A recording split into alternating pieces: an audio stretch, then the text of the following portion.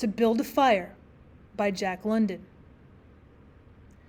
Day had broken cold and gray, exceedingly cold and gray, when the man turned aside from the main Yukon Trail and climbed the high earth bank, where a dim and little-traveled trail led eastward through the fat spruce timberland. It was a steep bank, and he paused for breath at the top, excusing the act to himself by looking at his watch. It was 9 o'clock. There was no sun nor hint of sun, though there was not a cloud in the sky. It was a clear day, and yet there seemed an intangible pall over the face of things, a subtle gloom that made the day dark, and that was due to the absence of sun. This fact did not worry the man. He was used to the lack of sun. It had been days since he'd seen the sun, and he knew that a few more days must pass before that cheerful orb due south would peep just above the skyline and dip immediately from view. The man flung a look back along the way he had come. The Yukon lay a mile wide and hidden under 3 feet of ice. On top of this ice were as many feet of snow. It was all pure white, rolling in gentle undulations where the ice jams of the freeze-up had formed.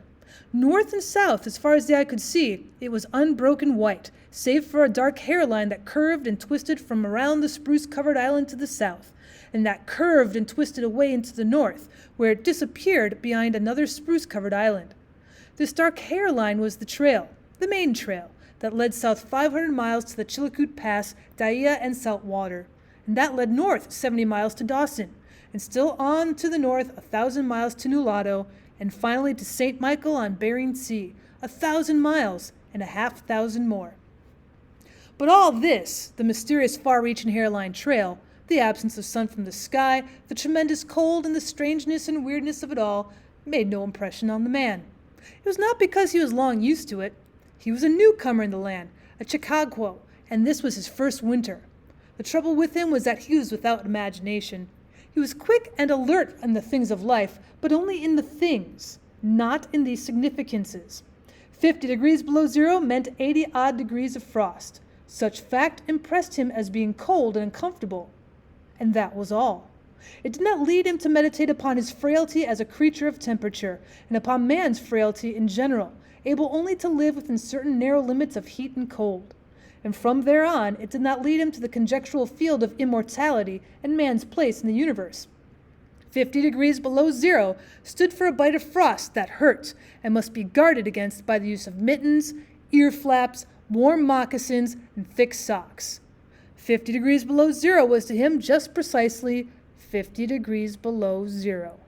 That there should be anything more to it than that never thought was that enters his head. As he turned to go on, he spat speculatively. There was a sharp, explosive crackle that startled him. He spat again, and again in the air before it could fall to the snow, the spittle crackled.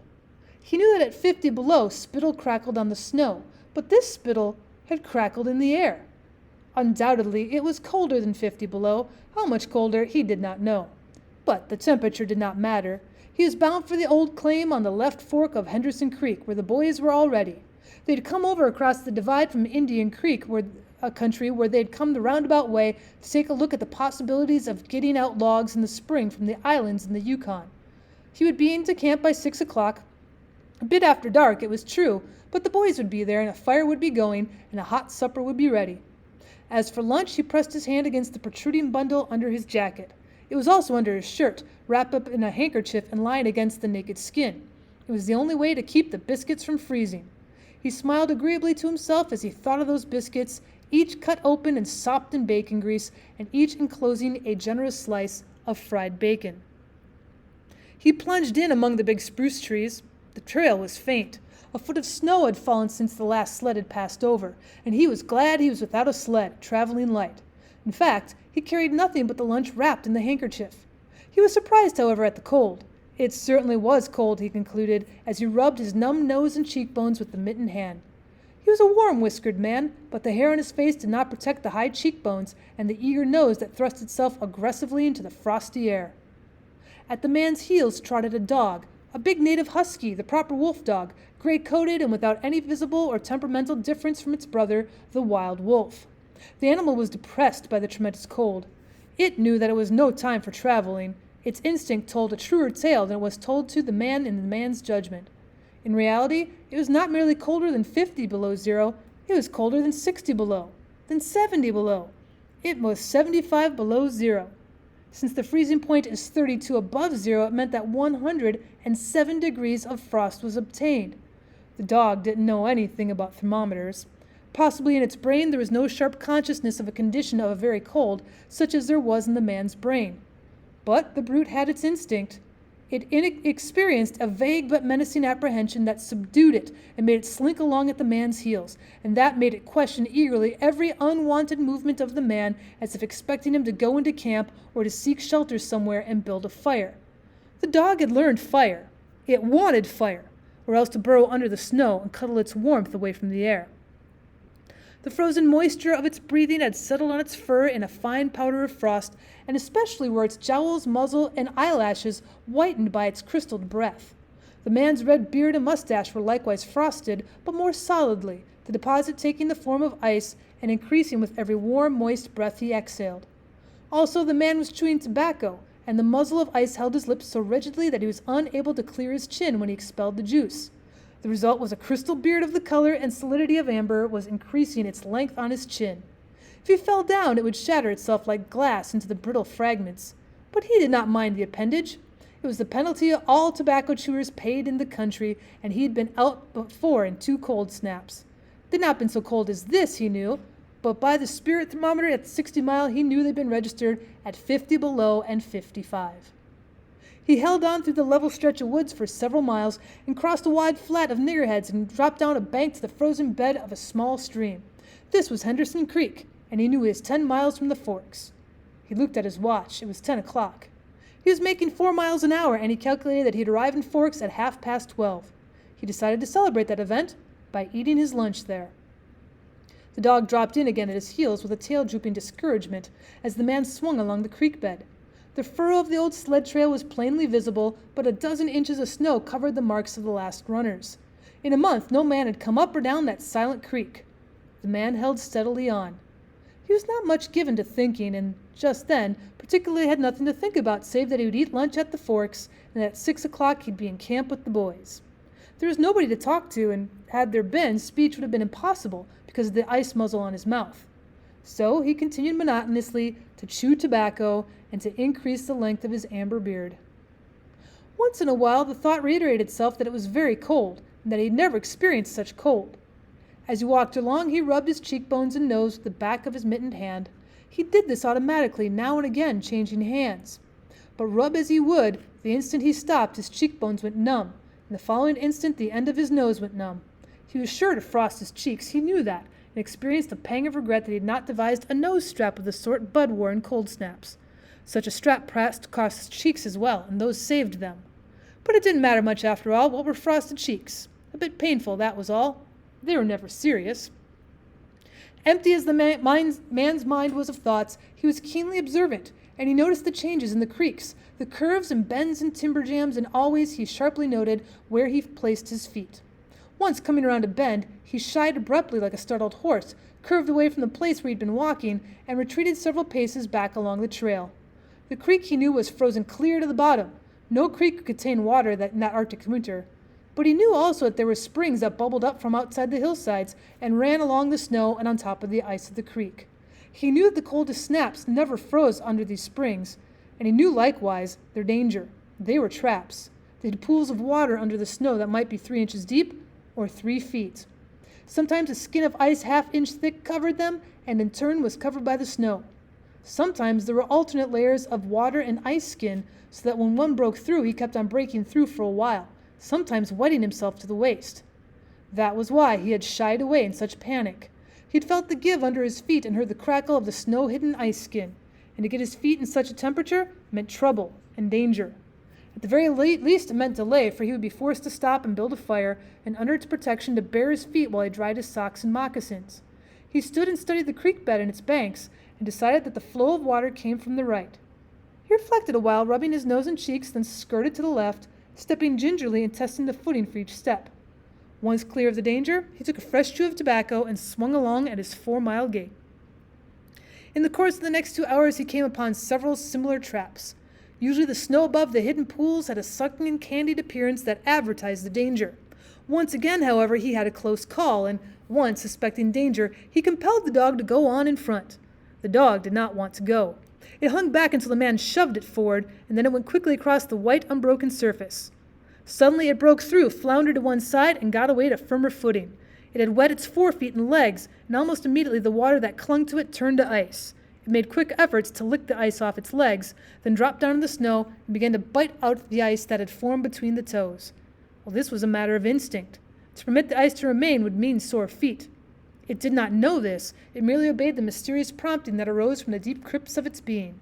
But the man knew, having achieved a judgment on the subject, and removed the mitten from his right hand and helped tear out the ice particles. He did not expose his fingers more than a minute, and he was astonished at the swift numbness that smote them. It certainly was cold. He pulled on the mitten hastily and beat the hand savagely across his chest. At 12 o'clock the day was at its brightest, yet the sun was too far south on its winter journey to clear the horizon. The bulge of the earth intervened between it and Henderson Creek, where the man walked under a clear sky at noon and cast no shadow. At 12:30, to the minute, he arrived at the forks of the creek. He was pleased at the speed he'd made. If he kept it up, he'd certainly be with the boys by 6. He unbuttoned his jacket and shirt and drew forth his lunch. The action consumed no more than a quarter of a minute, yet in that brief moment the numbness had laid hold of the exposed fingers. He did not put the mitten on, but instead struck the fingers a dozen sharp smashes against his leg. Then he sat down on a snow-covered log to eat. The sting that followed upon the striking of the fingers against his leg ceased so quickly that he was startled, and he'd had no chance to take a bite of biscuit. He struck the fingers repeatedly and returned them to the mitten, burying the other hand for the purpose of eating. He tried to take a mouthful, but the ice melted prevented. He'd forgotten to build a fire and thaw out. He chuckled at his foolishness, and as he chuckled he noted the numbness creeping into the exposed fingers. Also he noticed that the stinging which had first come to his toes when he sat down was already passing away. He wondered whether the toes were warm or numb. He moved them inside the moccasins and decided they were numb. He pulled the mitten on and hurriedly stood up. He was a bit frightened. He stamped up and down until the stinging returned into the feet. It certainly was cold, was his thought.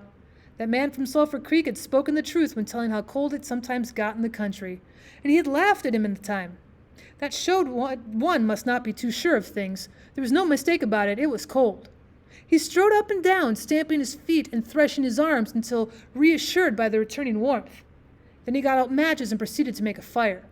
From the undergrowth, where the high water of the previous spring had lodged a supply of seasoned twigs, he got his firewood.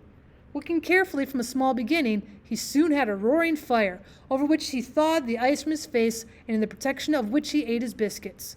For the moment, the cold of space was outwitted. The dog took satisfaction in the fire, stretching out close enough for warmth and far enough away to escape being singed.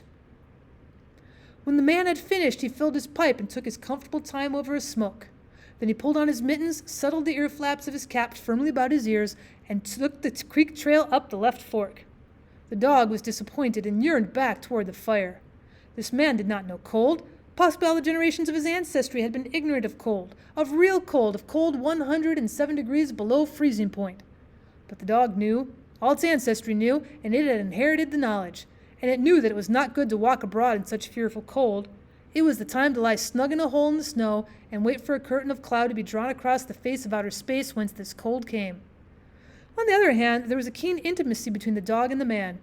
The one was the toil slave of the other, and the only caresses it had ever received were the caresses of the whiplash under the harsh and menacing throat sounds that threatened the whiplash. So the dog made no effort to communicate its apprehension to the man. It was not concerned in the welfare of the man, for it was its own sake that it yearned back towards the fire. But the man whistled and spoke to it the sound of whiplashes, and the dog swung in at the man's heels and followed after. The man took a chew of tobacco and proceeded to start a new amber beard. Also his moist breath grew quickly powdered with the white of his mustache, his eyebrows, and lashes. There did not seem to be so many springs on the left fork of the Henderson, and for a half an hour the man saw no signs of any. And then it happened. At a place where there are no signs, where the soft, unbroken snow seemed to advertise solidity beneath, the man broke through. It was not deep. He wetted himself halfway to the knees before he floundered out to the firm crust. He was angry and cursed his luck aloud. He'd hoped to get into camp with the boys at 6 o'clock, and this would delay him an hour, for he knew he'd have to build a fire and dry out his footgear. This was imperative at that low temperature, he knew that much, and he turned aside to the bank where he climbed. On top, tangled in the underbrush about the trunks of several small spruce trees, was a high water deposit of dry firewood, sticks and twigs principally, but also larger portions of seasoned branches and fine, dry, last year's grasses. He threw down several large pieces on top of the snow. This served for a foundation and prevented the young flame from drowning itself in the snow it otherwise would melt. The flame he got by touching a match to a small shred of birch bark that he took from his pocket. This burned even more readily than paper. Placing it on the foundation, he fed the young flame with wisps of dry grass and with the tiniest dry twigs. He worked slowly and carefully, keenly aware of his danger. Gradually, as the flame grew stronger, he increased the size of twigs with which he fed it. He squatted in the snow, pulling the twigs out from their entanglement in the brush and feeding directly to the flame. He knew there must be no failure. When it's 75 below zero, a man must not fail in his first attempt to build a fire. That is, if his feet are wet. If his feet are dry and he fails, he can run along the trail for a half a mile and restore his circulation. But the circulation of wet and freezing feet cannot be restored by running when it's 75 below. No matter how fast he runs, the wet feet will freeze the harder. All this the man knew. An old-timer on Sulphur Creek had told him about it the previous fall, and now he was appreciating the advice. Already all sensation had gone out of his feet. To build the fire, he had been forced to remove his mittens, and the fingers had quickly gone numb. His pace of 4 miles an hour had kept his heart pumping blood to the surface of his body and to all his extremities, but the instant he stopped, the action of the pump eased down.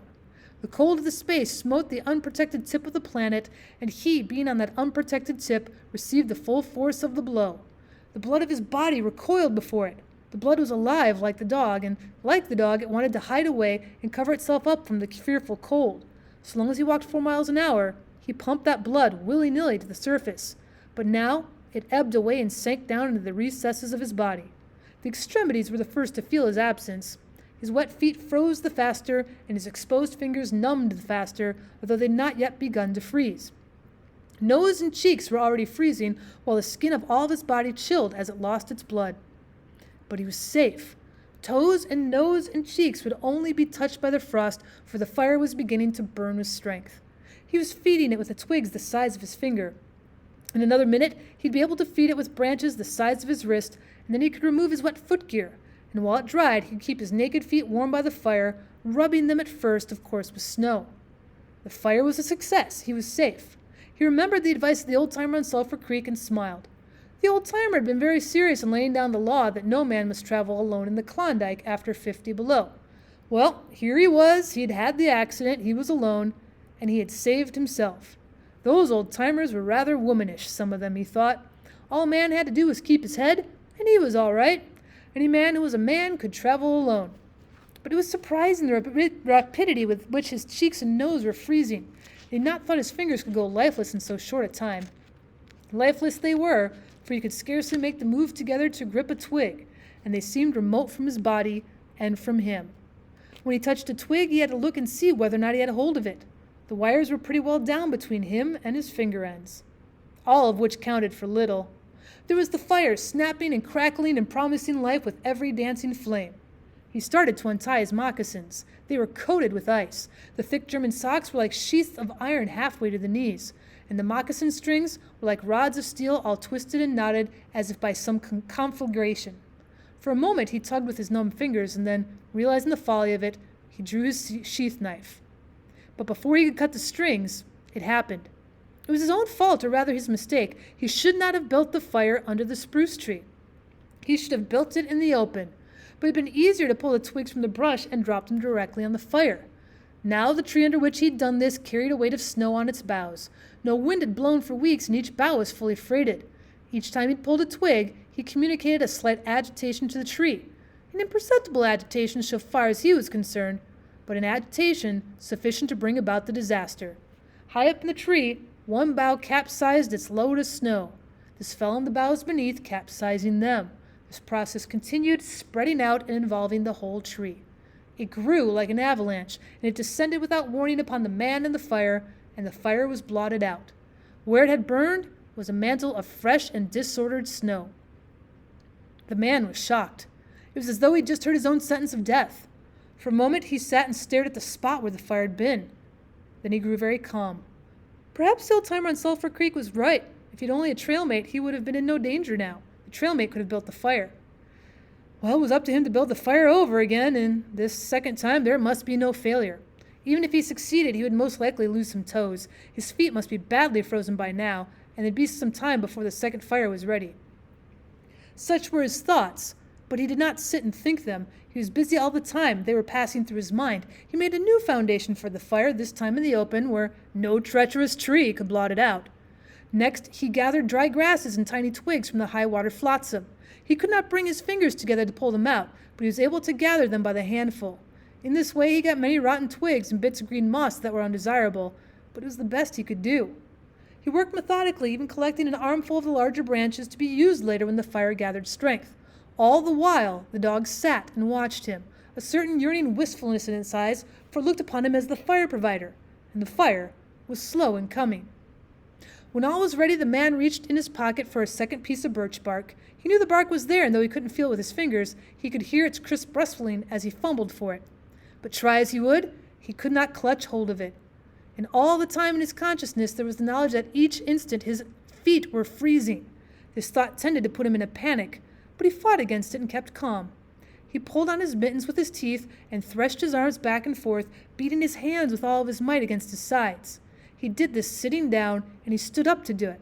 All the while the dog sat in the snow, its wolf brush of a tail curled around warmly over its forefeet, its sharp wolf ears pricked forward intently as it watched the man. And the man, as he beat and threshed his arms and hands, felt a great surge of envy as he regarded the creature that was warm and secure in its natural covering. After a time, he was aware of the first faraway signals of sensation in his beaten fingers. The faint tingling grew stronger till it evolved into a stinging ache that was excruciating, which the man hailed with satisfaction. He stripped the mitten from his right hand and fetched forth the birch bark. The exposed fingers were quickly going numb again. Next, he brought out his bunch of sulfur matches, but the tremendous cold had already driven the life out of his fingers. In his effort to separate one match from the others, the whole bunch fell in the snow. He tried to pick it out of the snow, but failed. The dead fingers could neither touch nor clutch. He was very careful. He drove the thought of his freezing feet and nose and cheeks out of his mind, devoting his whole soul to the matches.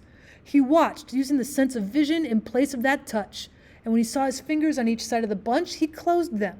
That is, he willed to close them, for the wires were drawn and the fingers did not obey. He pulled the mitten on the right hand and beat it fiercely against his knee. Then with both mittened hands he scooped the bunch of matches along with much snow into his lap. But he was no better off. After some manipulation, he managed to get the bunch between the heels of his mittened hands. In this fashion, he carried it to his mouth. The ice crackled and snapped, and by a violent effort he opened his mouth. He drew the lower jaw in, curled the upper lip out of the way, scraped the bunch with his upper teeth in order to separate a match. He succeeded in getting one which he dropped on his lap, but he was no better off. He couldn't pick that up. Then he devised a way. He picked it up in his teeth and scratched it on his leg. 20 times he scratched before he succeeded in lighting it. As it flamed, he held it with his teeth to the birch bark, but the burning brimstone went up his nostrils and into his lungs, causing him to cough spasmodically. The match fell into the snow and went out. The old-timer on Sulphur Creek was right, he thought at the moment of controlled despair that ensued. After 50 below, a man should travel with a partner. He beat his hands, but failed in exciting any sensation. Suddenly he bared both hands, removing the mittens with his teeth. He caught the whole bunch between the heels of his hands. His arm muscles, not being frozen, enabled him to press the hand heels tightly against the matches. Then he scratched the bunch along his leg. It flared into flame, 70 sulfur matches at once. There was no wind to blow them out. He kept his head to one side to escape the strangling fumes and held the blazing bunch to the birch bark. As he so held it, he became aware of sensation in his hand. His flesh was burning. He could smell it. Deep down below the surface, he could feel it. The sensation developed into pain, and it grew acute. And still he endured it, holding the flame of the matches clumsily to the bark that would not light readily because of his own burning hands being in the way, absorbing most of the flame. At last, when he could endure no more, he jerked his hands apart. The blazing matches fell sizzling into the snow, but the birch bark was alight. He began laying dry grasses and the tiniest twigs on the flame. He could not pick and choose, for he had to lift the fuel between the heels of his hands. Small pieces of rotten wood and green moss clung to the twigs, and he bit them off as well as he could with his teeth. He cherished the flame carefully and awkwardly. It meant life, and it must not perish. The withdrawal of blood from the surface of his body now made him begin to shiver, and he grew more awkward. A large piece of green moss fell squarely on the little fire.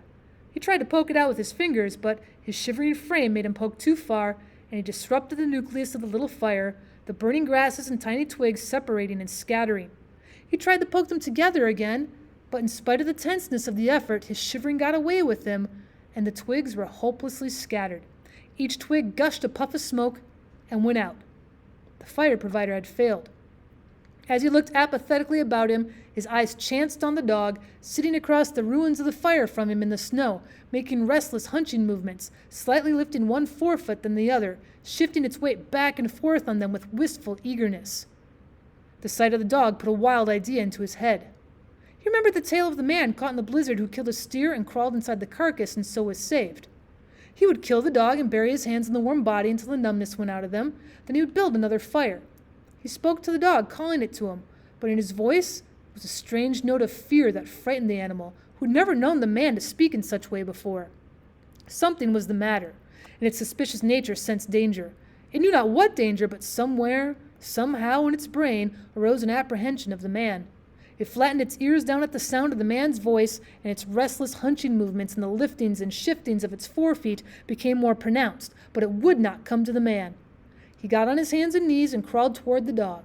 The unusual posture again excited suspicion, and the animal sidled mincingly away.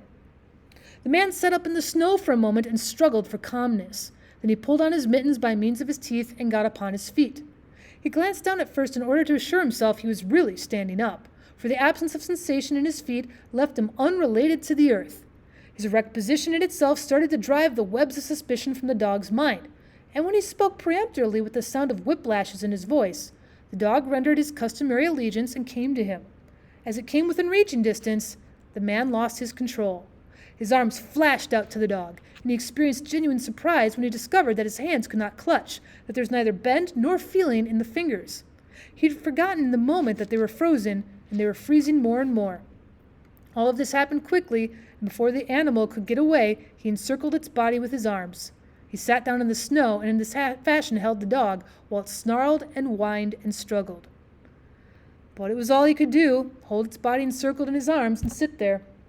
He realized he could not kill the dog. There was no way to do it.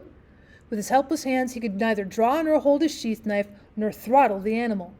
He released it, and it plunged wildly away with its tail between its legs, still snarling. It halted 40 feet away and surveyed him curiously with ears sharply pricked forward. The man looked down at his hands in order to locate them and found them hanging on the ends of his arms. It struck him as curious that one should have to use his eyes in order to find out where his hands were. He began threshing his arms back and forth, beating the mittened hands against his sides. He did this for 5 minutes violently, and his heart pumped enough blood to the surface to put a stop to his shivering. But no sensation was aroused in the hands. He had an impression that they hung like weights on the ends of his arms, but when he tried to run the impression down, he couldn't find it. A certain fear of death, dull and oppressive, came to him.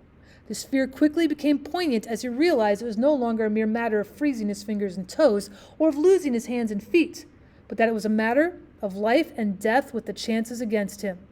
This threw him into a panic, and he turned and ran up the creek bed along the old dim trail. The dog joined in behind him and kept up with him. He ran blindly without intention, in fear as such as he had never known in his life. Slowly, as he plowed and floundered through the snow, he began to see things again. The banks of the creek, the old timber jams, the leafless aspens, and the sky. The running made him feel better. He did not shiver.